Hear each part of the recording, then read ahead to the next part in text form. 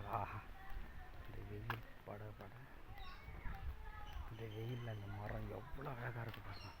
சாதாரண வேப்ப மரம் இந்த வெயில் பட்டு எவ்வளோ அழகாக இருக்குது.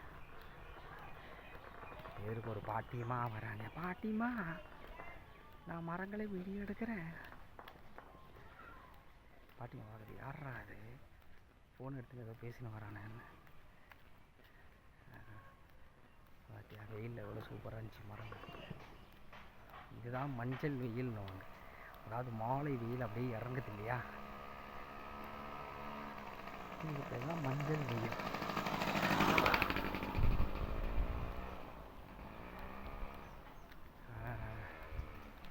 எப்படி பார்த்தாலும் இயற்கை காட்சி அழகுதான்டா.